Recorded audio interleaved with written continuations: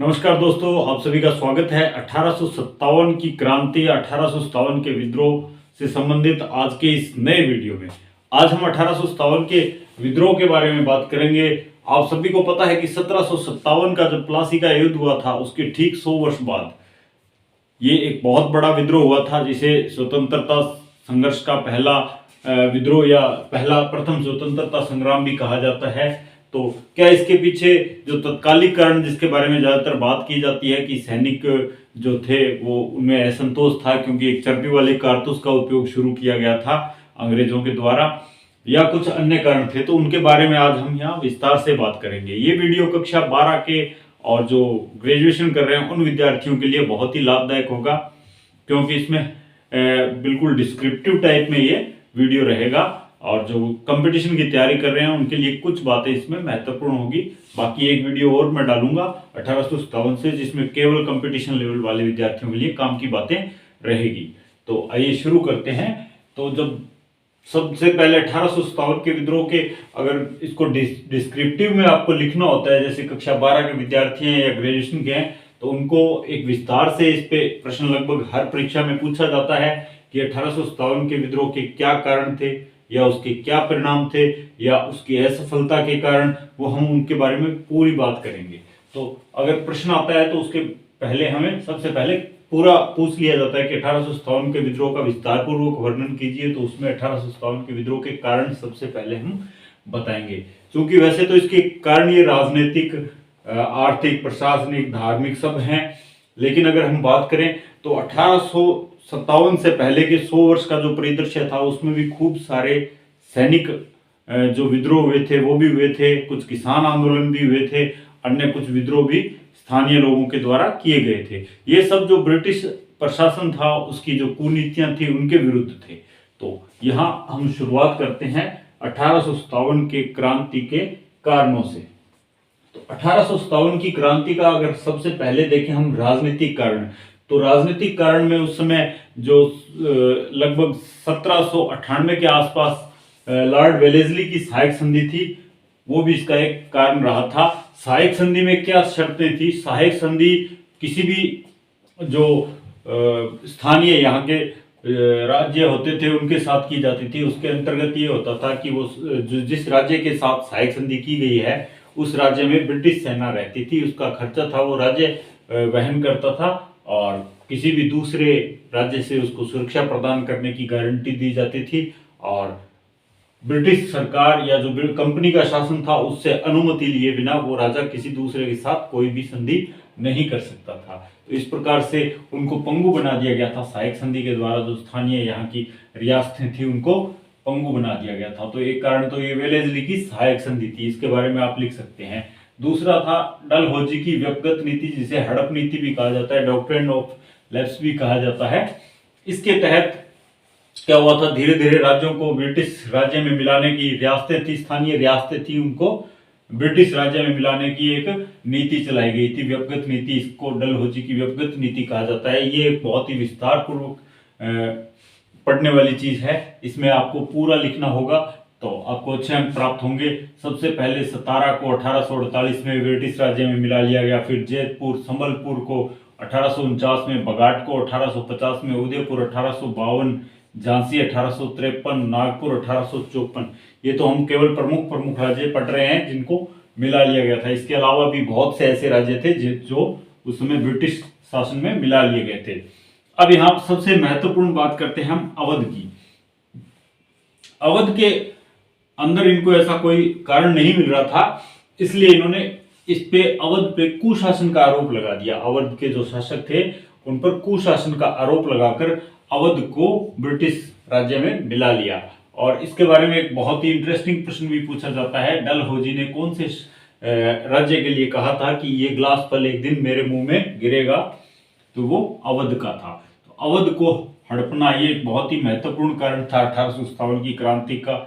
इसके अलावा पेशवा की पेंशन बंद, ये क्या मैटर था? जो पेशवा बाजीराव द्वितीय थे उनकी पेंशन बांध रखी थी ब्रिटिश सरकार ने। जब पेशवा की मृत्यु हुई तो उसके बाद में उन्होंने आगे जो पेशवा का उत्तराधिकारी था उसको पेंशन देने से मना कर दिया। उन्होंने कहा कि हमने पेशवा को पेंशन नहीं दी थी, हमने बाजीराव द्वितीय को पेंशन दी थी, इसलिए उसके साथ ही वो पेंशन समाप्त हो गई है। तो ये भी एक महत्वपूर्ण कारण था। उसके बाद कर्नाटक और तंजौर के जो नवाब थे उनकी उपाधि थी वो जब्त कर ली गई थी। और 1849 में डलहौजी ने घोषणा की थी कि जो मुगल सम्राट है, मुगल बादशाह है, उस समय जो मुगल सम्राट थे बहादुर शाह जफर द्वितीय थे, उनको कहा गया कि बहादुर शाह जफर द्वितीय की मृत्यु के बाद उनके जो भी उत्तराधिकारी होगा तो उसको लाल किला खाली करना पड़ेगा, जो कि मुगल महल था उस समय, उसको खाली करना पड़ेगा और कुतुब मीनार के निकट एक छोटे से मकान में उनके उत्तराधिकारियों को रहना पड़ेगा। तो ये इनमें असंतोष फैल गया। अब उसके बाद नए जब वाइसराय या जिसको हम कह सकते हैं गवर्नर जनरल बने थे लॉर्ड कैनिंग, उन्होंने 1856 में एक घोषणा कर दी कैनिंग ने। इससे पहले डलहौजी थे, डलहौजी के बाद कैनिंग बने। ये भी इंपॉर्टेंट है कि 1857 की क्रांति के समय गवर्नर जनरल कौन थे, तो लॉर्ड कैनिंग थे। ये याद रखने वाली बात है, ऑब्जेक्टिव में भी आ सकता है ये प्रश्न। तो 1856 की जो कैनिंग की घोषणा थी क्या थी कि जो मुगल सम्राट है उसको सम्राट की उपाधि उससे वापस ले ली जाएगी और उसे केवल राजा की उपाधि धारण करने का अधिकार होगा। केवल वो राजा कहलाएंगे, सम्राट नहीं कहलाएंगे। अब वो पूरे भारत के सम्राट नहीं कहलाएंगे। अब ये तो थे इसके राजनीतिक कारण। अब हम बात करते हैं प्रशासनिक कारणों की। इसमें प्रशासनिक कारणों में सैन्य और न्यायिक प्रशासन दोनों प्रकार के आ जाते हैं। सैन्य प्रशासन की अगर बात करें, इसमें ज्यादा कुछ नहीं है कि जो यहाँ के स्थानीय सैनिक या जो प्रशासन के अंदर लोग थे उनको उच्च पदों पर नहीं भेजा जाता था, उनको केवल निम्न पदों पर रखा जाता था, कम वेतन वाली सीटों पर रखा जाता था, उनको ज्यादा महत्व नहीं दिया जा सकता था। इस प्रकार की 2-3 लाइनों में ये समेट सकते हैं आप। उसके बाद है अगला है सामाजिक और धार्मिक कारण। यहाँ बहुत ही इंपॉर्टेंट है सामाजिक और धार्मिक कारण में। आप यहाँ पर हवाला दे सकते हैं 1813 का जो चार्टर एक्ट था, 1813 का चार्टर एक्ट। इसके अंदर जो 1813 के चार्टर एक्ट में एक महत्वपूर्ण बात ये थी धार्मिक धर्म से संबंधित कि जो ब्रिटिश मिशनरीज आते थे, ईसाई मिशनरीज आते थे यूरोप से, उनको भारत में धर्म प्रचार करने की अनुमति दे दी गई थी। तो उसका विरोध भी किया गया था। और इसके अलावा यहाँ पर जो एक नया नियम बनाया गया था कि धर्म परिवर्तन करने के बाद जो स्थानीय लोग हैं उनका अपनी पैतृक संपत्ति से उत्तराधिकार है वो समाप्त नहीं होगा। पहले ऐसा नियम था कि उसकी अगर धर्म परिवर्तन करता है तो पैतृक संपत्ति से उसका उत्तराधिकार है वो समाप्त हो जाएगा, लेकिन उस नियम को बदल दिया गया। तो इसलिए यहाँ के लोगों को ये लगा कि ये भारत को एक ईसाई राज्य बनाने के लिए ऐसा किया गया है। इसके अलावा भी बहुत से ऐसे अन्य कारण भी थे जिनकी वजह से जो सामाजिक एकता भी लोगों को लग रहा था कि समाप्त हो जाएगी और यहाँ पर जो धर्म है उसको भी भ्रष्ट कर दिया जाएगा। तो इस प्रकार से कुछ सामाजिक धार्मिक कारणों में आप 2-3 बातें ये लिख सकते हैं। इसके अलावा जो एक यहाँ के बोर्ड ऑफ गवर्नर्स और बोर्ड ऑफ कंट्रोल ये चीजें थी, भारत सरकार अधिनियम 1958 से पहले। उसके बाद तो कंपनी के शासन ने उसको क्राउन के अंतर्गत दे दिया था और इंडिया काउंसिल की स्थापना कर दी थी। उसके बारे में हम आगे चर्चा करेंगे। उसके एक सदस्य ने ये कहा था कि जो ईश्वर ने है, गॉड ने भारत को इसलिए इंग्लैंड वालों को सौंपा है कि यहाँ पर वो ईसाई धर्म की पताका का पूरे भारत में उसको पताका को फहरा सकें। तो इससे भी यहाँ के लोगों में काफी नेगेटिव बातें आ गई थी। अब आगे बात करते हैं आर्थिक कारण की। आर्थिक कारण के अंदर सीधा सा है कि भारत के जो उद्योग धंधे थे, जो लघु उद्योग थे या कुटीर उद्योग थे, उनको बिल्कुल समाप्त कर दिया गया था। यहाँ के लोगों का आर्थिक शोषण किया गया था। यह आर्थिक कारण में आ सकता है।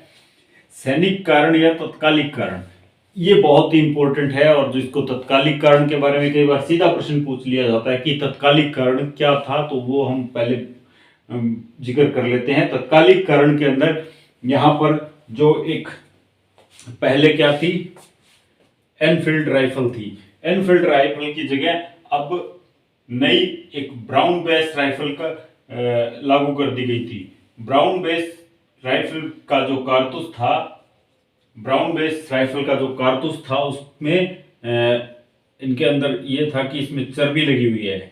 जो हिंदू थे वो तो कहते थे इसमें गऊ की चर्बी, गाय की चर्बी लगी हुई है और जो मुस्लिम लोग थे वो कहते थे कि इसमें सूअर की चर्बी लगी हुई है। तो ये दोनों धर्मों को भ्रष्ट करने के लिए अंग्रेजों ने ऐसा कुछ किया है।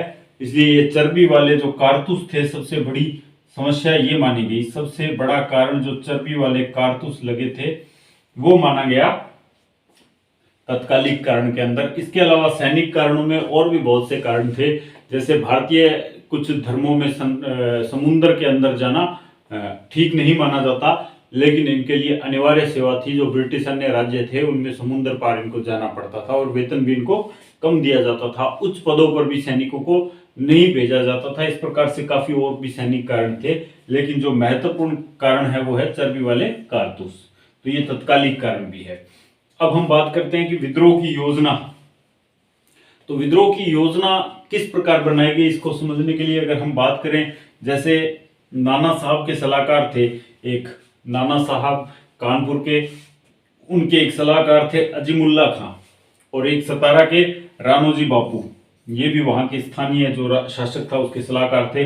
इन दोनों ने लंदन में इसकी योजना बनाई। कुछ विद्वान ऐसा मानते हैं, क्योंकि ये व्यक्तिगत नीति के विरोध में वहां पर इंग्लैंड गए हुए थे, वहां पे इसका विरोध दर्ज करवाने के लिए इंग्लैंड गए हुए थे रानोजी बापू और अजीमुल्ला खां। वहां इनकी आपस में मुलाकात होती है और ये वहां पर प्लानिंग करते हैं कि हम इसका सामूहिक रूप से विद्रोह करेंगे, और उसकी तारीख निर्धारित की गई 31 मई 1857, और कमल का फूल और रोटी इसका प्रतीक बनाया गया। इस 1857 के विद्रोह का जो प्रतीक था वो बनाया गया कमल का फूल और रोटी को।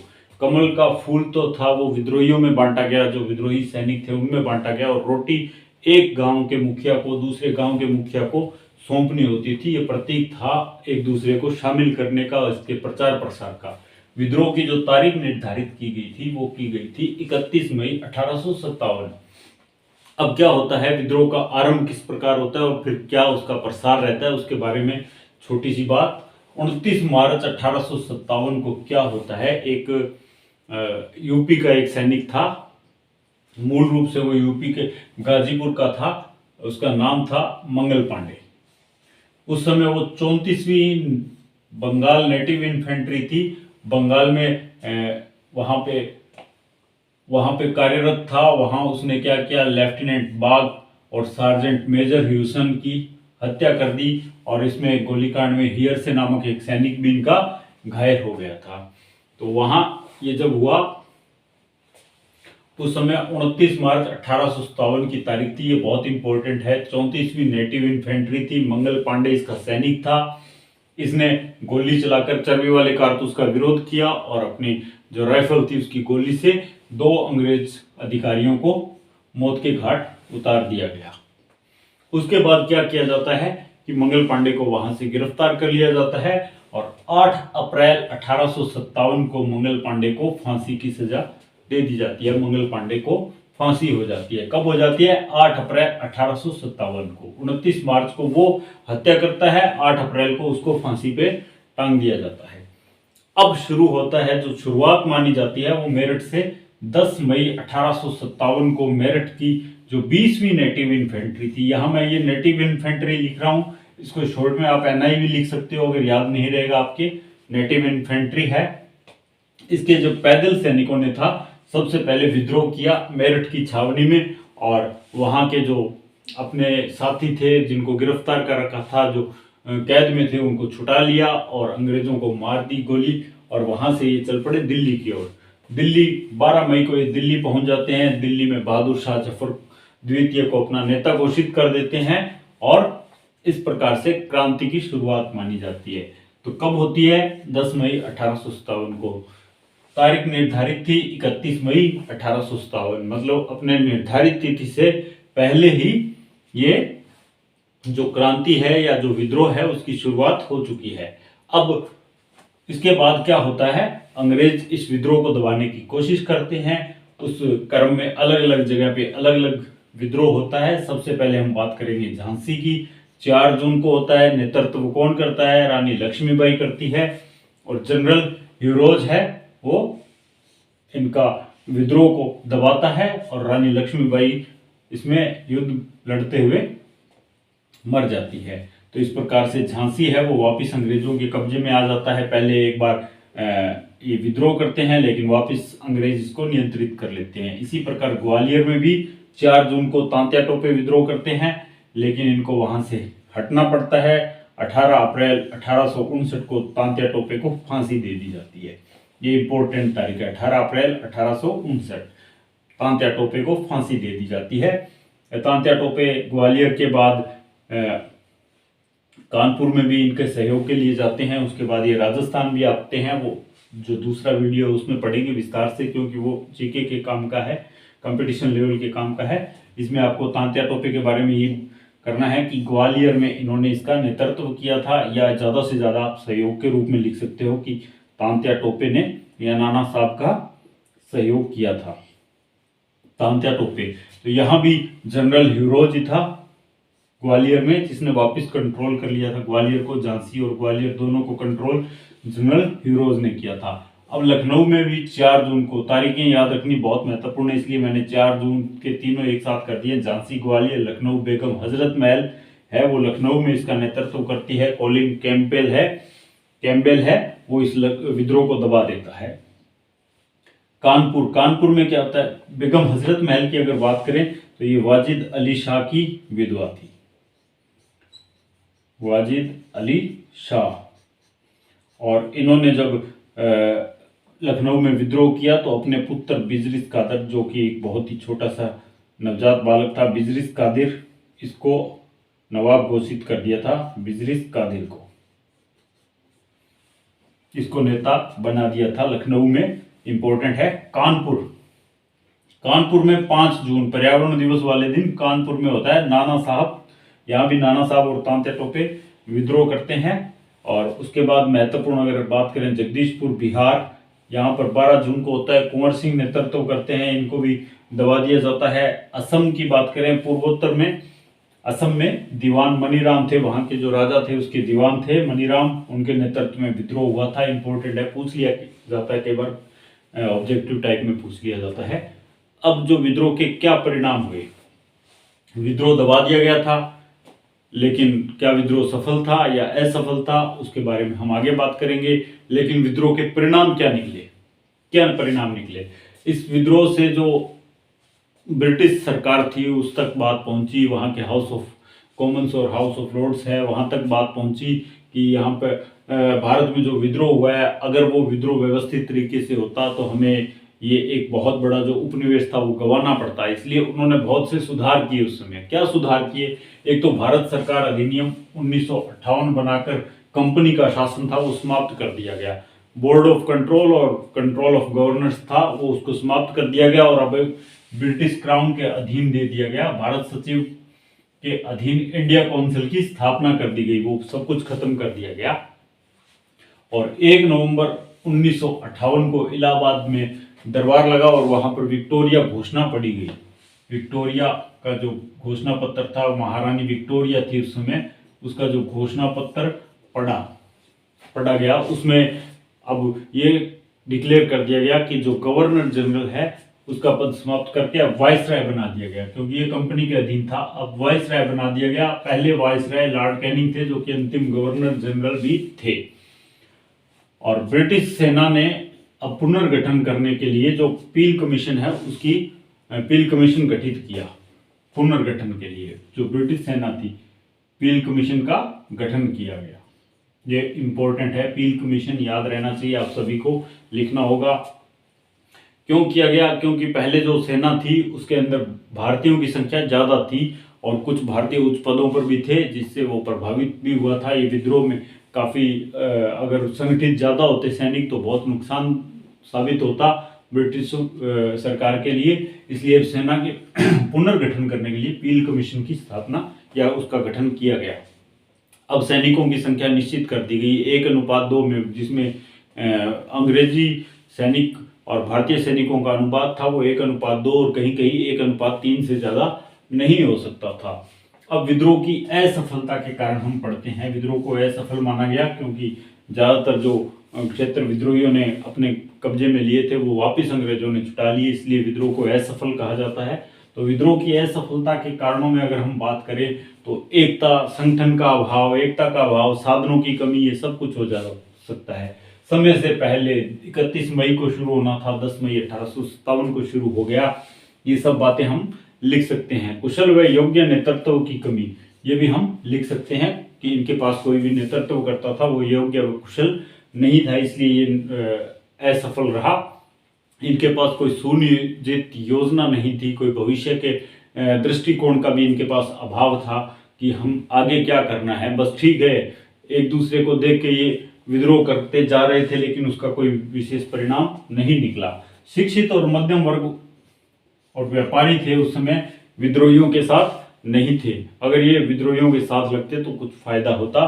कुछ बड़े वर्ग जैसे जमींदार वर्ग थे या कुछ रियासतों के जो राजा थे, उन्होंने अंग्रेजों का साथ दिया और विद्रोहियों को दबाने में अंग्रेज उनकी वजह से कामयाब रहे। तो इस प्रकार से ये असफल हो गया था। यहाँ विद्रोह में असफलता के कारण हम इस प्रकार से लिख सकते हैं।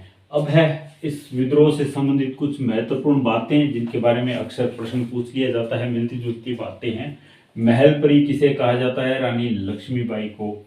महकपरी किसे कहा जाता है? बेगम हजरत महल को। ये कंफ्यूजन वाले प्रश्न हैं, इसलिए एक बार इसमें मैंने डाल दी है। बहादुर शाह की पत्नी का नाम था बेगम जिन्नत महल, और बेगम हजरत महल कौन थी?